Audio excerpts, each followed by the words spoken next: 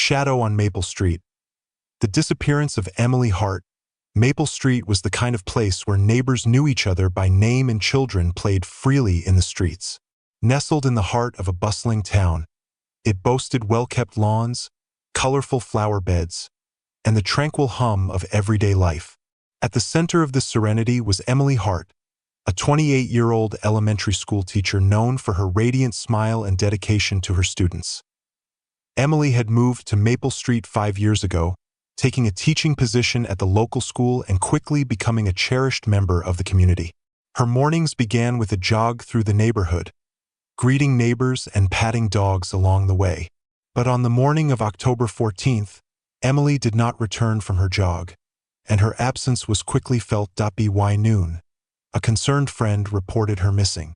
The last person to see Emily was Mrs. Thompson, an elderly neighbor, who waved to Emily as she ran past her house at around 7 a.m.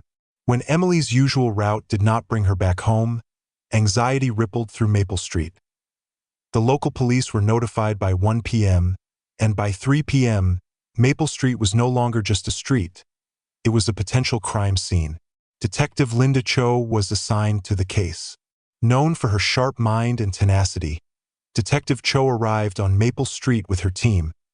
Ready to peel back the layers of the ordinary day, Emily vanished into thin air. Chapter 2. The investigation begins. Detective Linda Cho began her investigation by establishing a timeline of Emily's last known movements. The initial step involved gathering all available security footage from the area and conducting door-to-door interviews with the residents of Maple Street. As the afternoon sun began to dip below the horizon, Detective Cho and her team systematically knocked on every door, asking the same set of questions. When did you last see Emily Hart? Did you notice anything unusual this morning? Has Emily mentioned any problems or concerns recently? Most neighbors echoed Mrs. Thompson's account, having seen Emily in her usual high spirits, jogging past their homes. However, Ted Barnes, who lived 3 houses down from Emily, mentioned a strange detail.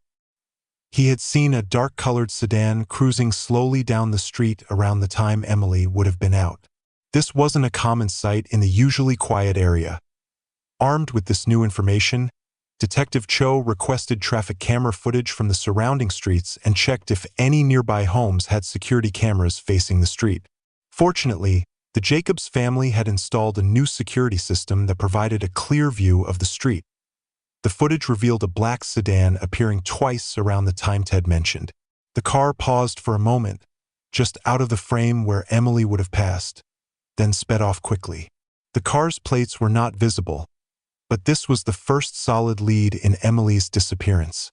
Chapter 3. Community Canvas.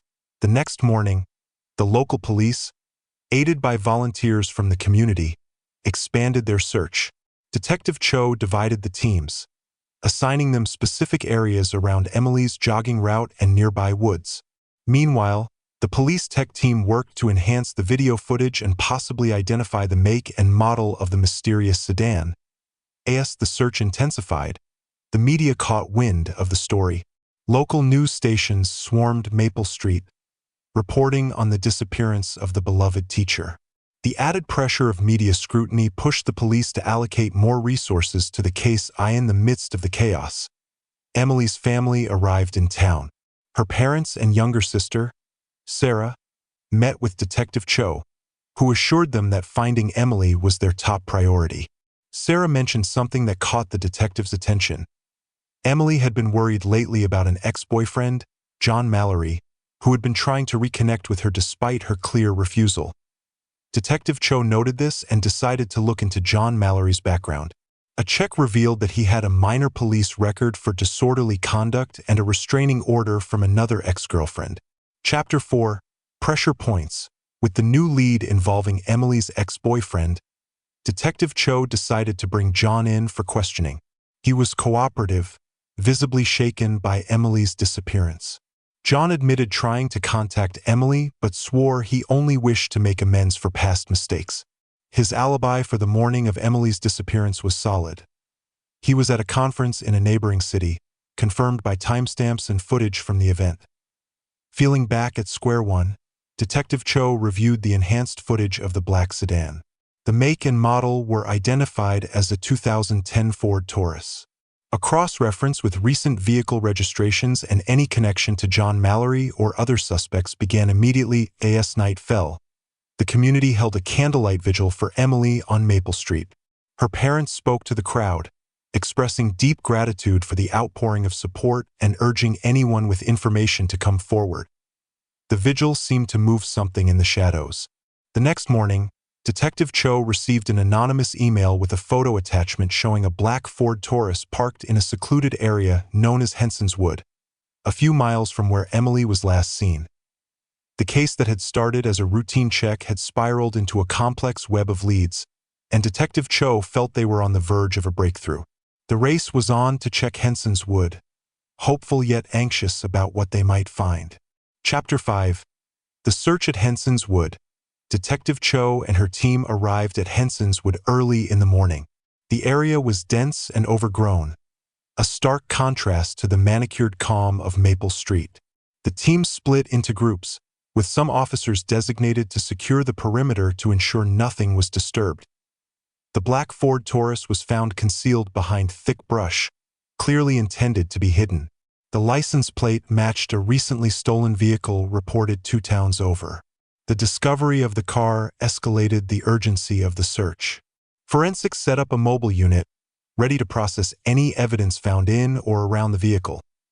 Inside the car, the team found a few of Emily's personal items: her jogging headband, one of her running shoes, and her digital watch. The presence of these items confirmed foul play, and the site turned from a search area to a crime scene. Detective Cho called Emily's family to update them and reassured them that they were doing everything possible to find her. With the help of specially trained search dogs, the team began combing through the woods. After hours of meticulous searching, the dogs led the officers to a shallow grave. The heartbreaking discovery of Emily's body was a devastating blow to everyone involved. The scene was carefully documented, and Emily was transported with the utmost respect for the autopsy. Chapter 6. Unraveling the Threads. The autopsy revealed that Emily had died from blunt force trauma to the head. There were no signs of prolonged captivity, indicating that her death occurred shortly after her abduction. This information, while painful, helped narrow down the timeline of her final hours. Detective Cho revisited the list of potential suspects, focusing on those who had access to the area and could be connected to the stolen vehicle. Surveillance footage from the area where the car was stolen showed a man wearing a hood, making it difficult to identify him. However, a distinctive tattoo on his hand led the police to revisit previous suspects and known criminals in the database. After a few days of intense investigation, a match was made to a local small-time criminal named Alex Renard. Alex had a history of theft and minor assaults. More importantly, he was recently released from prison and was looking for quick cash. Detective Cho and her team brought Alex in for questioning. Under the pressure of solid evidence, Alex confessed to stealing the car but vehemently denied any involvement in Emily's murder. He claimed that he had sold the car to an unknown man the night before Emily disappeared. The investigation took another turn, focusing on tracing the buyer of the car. Chapter 7. The Breakthrough. Through relentless investigation, digital footprints, and traditional police work, Detective Cho's team was able to track down the buyer, a man named Carl Webb. Carl had a record of violent behavior and was known for his aggressive temper. When confronted with evidence, Carl's composure cracked. Carl confessed to hitting Emily in a fit of rage after she threatened to call the police when she caught him trying to break into her car during her jog. He panicked, resulting in the tragic events that unfolded. Carl had sought Alex to dispose of the car, hoping it would remove any links to him. Chapter 8. Closing the Circle. The evidence against Carl Webb was overwhelming, leading to his arrest and subsequent trial. The community of Maple Street was shaken to its core by the brutality of the crime but found some solace in justice being served. Emily's family worked with the community to set up a foundation in her name dedicated to the safety and education of local children. Detective Cho, deeply affected by the case, continued her work with renewed determination to protect and serve, always carrying the memory of Emily Hart in her heart. The story of Maple Street, Emily, and the relentless pursuit of justice left an indelible mark on all who were touched by the tragedy. It served as a somber reminder of the fragility of peace and the profound impact of community in the face of darkness.